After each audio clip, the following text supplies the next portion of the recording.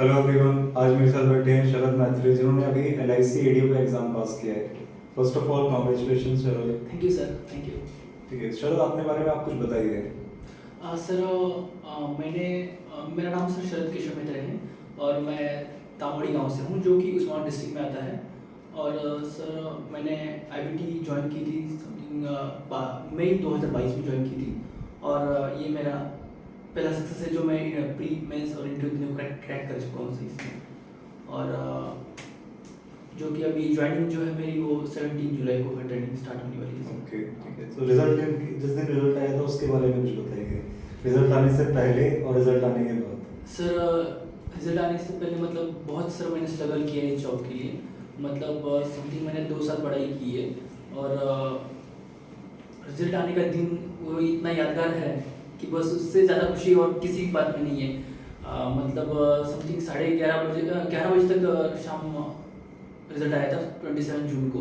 तो सर, तो मैं सोया था मोबाइल मेरी फ्रेंड है अपूरा, उसने मुझे PDF सेंड किया था रिजल्ट का। तो मोबाइल बज गया और मैंने देखा तो उसमें मेरा नाम था। उस टाइम इतनी खुशी थी कि आंखों में से आंसू आ गए कि यस, ये क्रैक हो चुका है और मैं एक गवर्नमेंट में अभी जा चुका हूँ, मैं एक भारत सरकार का बंदा बन चुका हूँ। तो बहुत ही ज़्यादा खुशी थी। और मैं मैरिड पर्सन हूँ तो वाइफ भी मेरे साथ ही थी उस टाइम पर, तो वो भी ज़्यादा खुश हुई। और हमारे दोनों में आंखों में से आंसू आने लगे कि बहुत मतलब ये खुशी के आंसू थे जो। और उसके बाद मैंने पापा को कॉल किया और बताया कि आपका जो बेटा है वो अभी भारत सरकार का हो गया है, मतलब गवर्नमेंट का आदमी हो चुका है। तो वो भी बहुत खुश हुए, उनको भी मतलब इतनी ज़्यादा खुशी होगी कि वो भी उनके भी आंखों में से आंसू आने लगे। और माता जी से बात की, उन्होंने भी कहा कि आपने जो मतलब जो एफर्ट्स डाले उसका भी आज फल मिला है। बहुत बहुत खुशी हुई उस दिन मुझे। सो आप हमें थोड़ा बचपन के बारे में बताइए, स्कूलिंग वगैरह कैसे हुई आपकी, कैसे स्टूडेंट थे आप? सर, मैं एवरेज स्टूडेंट था सर क्लास में। और 10th जो है मैंने गांव से ही कंप्लीट किया है। तामलवाड़ी में स्कूल है सरस्वती विद्यालय तामलवाड़ी, उसमें वहाँ तक वो गांव में मैंने 10th तक पढ़ाई की है। और 12th था जो मैंने सोलापुर में कंप्लीट किया है। मेरे गांव से सोलापुर जो है 15-20 किलोमीटर है सर अराउंड। तो वहाँ पर दयानंद कॉलेज है, वहाँ पर मैंने पढ़ाई 11वीं और 12वीं तक की है। और ग्रेजुएशन जो है मैंने तुळजापुर से किया है, मतलब डॉक्टर बाबा साहेब अम्बेडकर मराठवाड़ा यूनिवर्सिटी, वहाँ से मैंने ग्रेजुएशन कंप्लीट किया है। और जो पोस्ट ग्रेजुएशन है वो मैंने उमरगा से कंप्लीट किया है, श्री कृष्ण महाविद्यालय। और MSc मैथमेटिक्स मैंने कंप्लीट किया है। मतलब मैं था सर मेरा एक एवरेज स्टूडेंट था। 10वीं में मुझे 75% मार्क है और 12वीं में मुझे 46% है। अच्छा, तो मैं बहुत एवरेज का मतलब नॉर्मल स्टूडेंट हूँ। और मैंने जो पढ़ाई है बैंकिंग और इंश्योरेंस की, वो 2021 से स्टार्ट की है। 21 में मेरी शादी हुई थी, तो वहाँ से मैंने पढ़ाई चालू की है। तो आपने फिर ये बैंकिंग गवर्नमेंट के लिए क्यों पढ़ाई स्टार्ट करी और कुछ सेक्टर क्यों नहीं चूज किया? सर, मेरा ग्रेजुएशन जो है वो 2016 में कंप्लीट हुआ था। और 2016 के बाद सर हमारा फैमिली बिजनेस था, मतलब फुटवेयर सेलिंग का। वो फुटवेयर सेलिंग के लिए मैंने खुद से एक टेम्पो खरीदा था। तो टेम्पो में फुटवेयर सेलिंग का हम काम करते थे। आसपास के जो 25 से 30 गांव थे, हम वहाँ जाके फुटवेयर सेलिंग का काम करते थे। मतलब सुबह मैं 5 बजे एक जागता था, उठता था और 6 बजे तक मैं जिस गांव में जाता वहाँ जाके मेरा स्टॉल रेडी करता था। और 6-6:30 बजे तक तो मैं मेरे सामने पैसा दिखता था, मैं पैसा दिखता था उस टाइम पर। 2019-20 में कोविड का एक महामारी आ गई, तो उसमें सर मुझे बिल्कुल बाहर जाने के लिए बंदी थी, मतलब दूसरे गांव में जा नहीं सकते थे। और मेरा जो बिजनेस सब पूरा दूसरे गांव में थे, जाके मुझे चप्पल सेल करना था, तो वो बंद पड़ गया। और उसमें मैंने जो नया टेम्पो लिया था उसके जो EMI थे वो भी भरने के लिए मेरे सफिशिएंट पैसे नहीं थे। तो उस टाइम मुझे एक हमारी LIC एजेंट है, शरद नाम है उनका, शरद यादव कुछ नाम है, वो पापा के बहुत अच्छे मित्र हैं। तो उन्होंने बताया कि LIC में एक ऐसी जॉब आती है, वो आपके बिजनेस से रिलेटेड ही है, मतलब आपको एक वहाँ पे LIC के लिए बिजनेस ही करना है।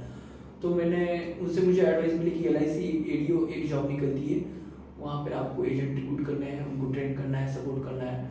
तो वहाँ पर मुझे एक मोटिवेशन मिली कि मुझे इस जॉब के लिए अप्लाई करना चाहिए और इस जॉब के लिए प्रिपरेशन करनी चाहिए।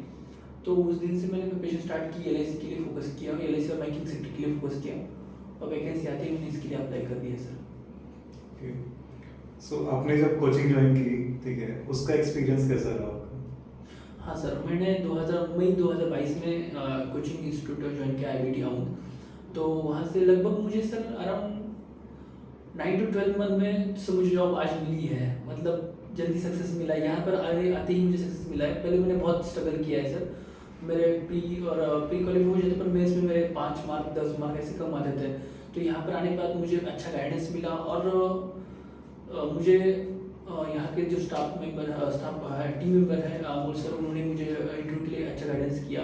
और मेरे जो प्रोफेशनल डेवलपमेंट है, मेरी पर्सनल डेवलपमेंट है, उसके ऊपर उन्होंने फोकस किया। उसको एक अच्छी तरह डेवलप करने के लिए मैंने बहुत प्रयास किए। और जैसा आप सर आपने मेरे एक रीजनिंग के लिए मुझे बहुत हेल्प की, रीजनिंग और कॉन्ट के लिए बहुत हेल्प की। और मैं डेली सर एक मॉक देता था प्री के लिए, और मेंस की मॉक जो है वीक में मैं 2 टाइम देता था और डेली एक प्री मॉक देता था। और जो भी है प्रैक्टिस में डेली प्रैक्टिस क्यूज, जो छोटे छोटे क्यूज आते थे 15 मिनट के 20 मिनट के, वो क्यूज मैं डेली सॉल्व करता था। मतलब एक ऐप आता है, ऐप पर मेरे अराउंड एक 30,000 मेरे कॉइन हो चुके हैं वहाँ पर। मैंने इतने प्रैक्टिस किए रीजनिंग कॉन्ट की। तो कितने घंटे पढ़ाई करते थे आप डेली? मैं सर अराउंड सुबह 8 बजे से चालू करता था और शाम के 5-6 बजे तक करता था सर पढ़ाई। सो इस बीच में आपने कौन कौन से एग्जाम्स दिए? हाँ सर, मैंने SBI क्लर्क का 2022 का मेंस दिया है, IBPS PO मेंस दिया है 21 का, और RRB असिस्टेंट मेंस दिया है सर। ये एग्ज़ाम मैंने दी है sir. Okay. Yes sir. So LIC ADO की स्ट्रेटजी आप बताएं, कैसे आपने इसको पास किया, प्री मेंस इंटरव्यू तीनों चीज़ें? हाँ सर, इसमें प्री में सर टोटल 100 मार्क का क्वेश्चन पेपर था। उसमें जो है कट ऑफ जो थी वो खाली रीजनिंग और कॉन्ट के ऊपर थी बेस। मतलब इंग्लिश जो है वो क्वालिफाइंग नेचर में था। तो पूरा फोकस तो था मेरा जो रीजनिंग कॉन्ट में था, जो पहले से मेरा अच्छा था। तो उसमें मैंने 70 आउट ऑफ 70 अटैम्प्ट किए थे, क्योंकि यहाँ पर निगेटिव भी नहीं थी। और मेरे खुद से मेरे अटैम्प्ट जो है यहाँ पे 70 में से अराउंड 65 अटैम्प्ट मैंने खुद से किए थे। 5 खाली अराउंड तुक्के मार दिए थे मतलब। तो 65 तो मैंने खुद से किए थे, इसलिए तो मुझे चांसेस मुझे पता ही था कि मेरा सिलेक्शन फिक्स होगा। जब मैं पेपर दे के आया था तो मैंने आपसे भी बात की थी, और हमारे टीम के मेंबर IBT टीम के मेंबर अमोल सर, उनसे बात की थी कि मेरा ये एग्ज़ाम क्रैक हो जाएगा। और उस दिन से ही मैंने मेंस की प्रिपरेशन स्टार्ट किया। आपने मुझे गाइड किया था कि आपको चांसेस लग रहे हैं कि आपका हो जाएगा, तो आप मेंस की प्रिपरेशन स्टार्ट कीजिए। तो वहाँ से मैंने जिस दिन मैंने प्री का एग्ज़ाम दिया था, वहाँ से ही मैंने मेंस के लिए प्रिपरेशन स्टार्ट किया था। मेंस का पेपर था तो 160 मार्क का पेपर था। उसमें जो इंश्योरेंस अवेयरनेस था वो 60 मार्क था। तो इंश्योरेंस अवेयरनेस था, उसके ऊपर मैंने ज़्यादा फोकस किया। और रीजनिंग कॉन्ट था वो तो हम पहले से करके आ रहे थे, इसलिए तो वो तो अच्छा ही था। और GS करंट अफेयर्स और इंश्योरेंस अवेयरनेस में मैंने ज़्यादा फोकस किया। मतलब मैं यहाँ पर जो मॉक देता था, मॉक टेस्ट देता था, तो अराउंड 5000 में मेरा रैंक 96, 60, 85 ऐसा रैंक आता था। उस दिन ही पता चला कि ये एग्ज़ाम मुझे क्रैक हो जाएगा, और मैंने इंश्योरेंस सेक्टर पर और ज़्यादा फोकस किया। तो अभी ये मेंस आया तो मेंस में मैं क्लियर कर पाया सर। बाद में सर उसके बाद मेंस देख के आने के बाद मैंने पहले आपको कॉल किया था, आपने बताया था आपको चांसेस लग रहे हैं तो आप इंटरव्यू की तैयारी कर दीजिए। तो उस दिन से ही मैंने IBT में इंटरव्यू का प्रिपरेशन स्टार्ट किया था। ऐसा नहीं है कि यहाँ पर मुझे आपने और अमोल सर ने उस दिन ही कहा कि आपको लग रहा है कि आप इंटरव्यू क्रैक करते हो, तो आपने मुझे उस दिन ही मुझे गाइड किया कि आप कल से ही मुझे आप हमारे पास आइए, हम आपका इंटरव्यू प्रिपरेशन देते हैं। वो मुझे एक बहुत अच्छी चीज़ लगी, क्योंकि यहाँ पर हम IBT में मैंने देखा है कि आप यहाँ पर वेट रिजल्ट का नहीं करते। आपको विश्वास है तो यहाँ पर आप आगे की जो प्रिपरेशन है आप स्टार्ट करते हैं। ये मुझे बहुत अच्छा लगा, क्योंकि रिजल्ट आने से पहले 1 महीना मैंने इंटरव्यू का प्रिपरेशन स्टार्ट किया था, जो कि मुझे आपकी सहायता से उसकी बहुत हेल्प हुई। और इंटरव्यू बहुत अच्छा गया। समथिंग मेरा 50 मिनट इंटरव्यू चला। 4 पैनल मेंबर थे, तो 4 में 2 लेडीज़ थी और जो 2 जेंट्स थे। और इतना कॉन्फिडेंस था कि सब हंसते हंसते बहुत इंटरव्यू गया। और जो भी है मतलब आपने मुझे गाइड किया था कि इंटरव्यू हम अपने हिसाब से घुमा सकते हैं, कि हमें क्या इंटरव्यू हमें क्या कुछ है वो हम बता सकते हैं कि इंटरव्यू पर हमें क्या पूछना चाहिए उनको। तो मैंने उसी टेक्निक का, आपने जो टेक्निक बताई थी उसी टेक्निक का यूज़ किया। और उन्होंने जो मैं बता रहा था उसके बारे में रिवर्स क्वेश्चन आ रहे थे सर। तो इसलिए इंटरव्यू तो बहुत ही बढ़िया गया। इंटरव्यू पैनल मेंबर बाहर आके यहाँ पर मतलब जो ऑफिस था वहाँ पर बोला कि ये एक बंदा ऐसा था जो इन्होंने ऐसे इंटरव्यू दिया, वो फुट रेसलिंग का काम करता था। मतलब बाहर आके पैनल मेंबर मेरे बारे में बात कर रहा था। तो एक मुझे गर्वान्वित करने वाली बात थी। और इसमें सबसे मैं कहता हूँ कि इसमें एक IBT का एक बहुत बड़ा शेयर है इसमें। ठीक है। सो जो न्यू एस्पिरेंट्स है, बहुत सारे बच्चे हैं जो जिन्होंने ग्रेजुएशन पास किया हुआ है या ग्रेजुएशन में है अभी, ठीक है, वो इस एग्जाम्स के लिए प्रिपरेशन कर रहे होंगे, तो उनके लिए आप क्या टिप्स देना चाहेंगे? जी सर, अब मैं कहता हूँ कि पहले तो यहाँ पर आपको ऐसा नहीं कि आपको 10वीं में एक 90 मार्क्स चाहिए, 12वीं में एक 70-80 मार्क्स चाहिए, ऐसा कुछ रिक्वायरमेंट नहीं है आपको। अगर आप हार्ड वर्किंग है, स्मार्ट वर्कर है, तो आप ये एग्ज़ाम आराम से क्रैक कर सकते हैं। आपको एक मतलब यहाँ पर एक मेंटर, एक अच्छा मेंटर चाहिए, जो कि मेंटर मेरे थे, नितिन सर थे। उन्होंने मुझे स्किप करने नहीं दिया। मेरा ऐसा भी कभी कभी ख्याल आता था कि मैं स्किप करूँ, कि प्राइवेट जॉब में जाके कहाँ पे काम करूँ, 20-25 हज़ार की नौकरी करूँ, पर नितिन सर ने जो है मुझे स्किप नहीं करने दिया, मेरा हाथ नहीं छोड़ा उस टाइम उन्होंने हाथ नहीं छोड़ा। आज भी आज मैं ये दिन देख रहा हूँ, क्योंकि और बहुत फेलियर आए लाइफ में। मतलब मेंस में 5 मार्क, 4 मार्क, 3 मार्क से मेंस क्वालिफाई नहीं कर पाता था। तो ये सब सारी बातें मैंने सर को बताई थी। सर ने मुझे बहुत उस टाइम हेल्प की और मोटिवेट किया कि आप कर सकते हो। और उस टाइम मैंने प्रिपरेशन स्टार्ट की। और मैं नए स्टूडेंट से ये कहना चाहता हूँ कि आपको एक कंटिन्यूटी मेंटेन करनी पड़ेगी। आपको यहाँ पर गैप नहीं चाहिए। मतलब आप सीधा 1 मंथ आपको आप 1 मंथ 2 मंथ 3 मंथ आप कर रहे हो, कंटिन्यू कर रहे हो, और बाद में बीच में आपने 15 डेज का गैप लिया, तो आपकी जो 3 मंथ की प्रिपरेशन है वहाँ यहाँ पे फुल डाउन हो जाएगी। जब आप 15 मिनट बाद यहाँ पर ज्वाइन मतलब स्टडी कर स्टार्ट करोगे, तो आपको ग्रिप नहीं आएगी, स्पीड नहीं आएगी। मतलब यहाँ पे सबसे इम्पोर्टेंट है कि आपको एक कंटिन्यूटी चाहिए, और एक आपको डेडिकेशन चाहिए कि, और मेंटर एक अच्छा चाहिए, जो कि मेरा नितिन सर ने काम किया है यहाँ पर। बस थैंक यू। तो आपने फेलियर्स के बारे में बताइए। आपने, क्योंकि काफ़ी सारे आपने एग्जाम दिए, आपने बोला 4-5 मार्क्स से आपका मेन से रिजल्ट था, सर, ठीक है, तो उस टाइम पर कैसे उसको हैंडल किया? क्योंकि बहुत एक डिफिकल्ट मोमेंट होता है कि बार बार फिर से पूरा प्रोसेस प्री मेंस फिर से देना है, ठीक है, तो उस चीज़ को कैसे हैंडल किया अगर आपने? हाँ सर, 2021 में मेरा एक IBPS PO मेंस का रिजल्ट जो है मेंस का 0.50 मार्क्स अराउंड आधे मार्क्स से गया है सर। उस दिन मुझे बहुत दुख हुआ, इतना ज़्यादा दुख हुआ कि मैं रोते बैठा था उस टाइम। मुझे कुछ सोचता नहीं था कि, और जब मैं मैरिड था मुझे लगता था कि मेरी वाइफ जो है मेरी TCS में है, वो वर्क करती है, तो मुझे लगता था कि वाइफ काम कर रही है, मैं पढ़ाई कर रहा हूँ, ये मुझे कुछ तो हर्ट कर रहा था मन में। और उस टाइम भी मैं सर से बात करता कि ऐसा हो रहा है, ये हो रहा है, तो सर ने मुझे उस टाइम गाइड किया। और मैंने एक ही बात समझी कि मैं काम तो कर रहा हूँ, तो मुझे फल आराम से मिलेगा, मुझे सक्सेस ज़रूर मिलेगा। और इसी हिसाब से मैंने आगे भी कंटिन्यू किया, और सोचा कि आज एक न एक दिन मुझे ये जॉब पानी है, मुझे गवर्नमेंट में जॉब चाहिए, तो मैं उसी टाइम मतलब कंटिन्यू और करता रहा सर। ठीक है, कितना टाइम सफिशिएंट है एक गवर्नमेंट जॉब लगाने के लिए आपके अकॉर्डिंग? हाँ, मुझे लगता है सर, हम एक 6 घंटे भी हम दिन के देते तो बहुत ज़्यादा सफिशेंट है। मतलब हम 6 घंटे देते हैं तो वो 6 घंटे प्योर होने चाहिए, कि 6 घंटे में हम 6 घंटे में कहाँ तो यूट्यूब मत देखना, नहीं देखना चाहिए। मतलब रील्स वगैरह देखते हैं, व्हाट्सअप देखते हैं, इंस्टाग्राम देखते हैं, तो ये बात नहीं करनी चाहिए सर। 6 घंटे पढ़ाई कर ले, वो बहुत सफिशिएंट है।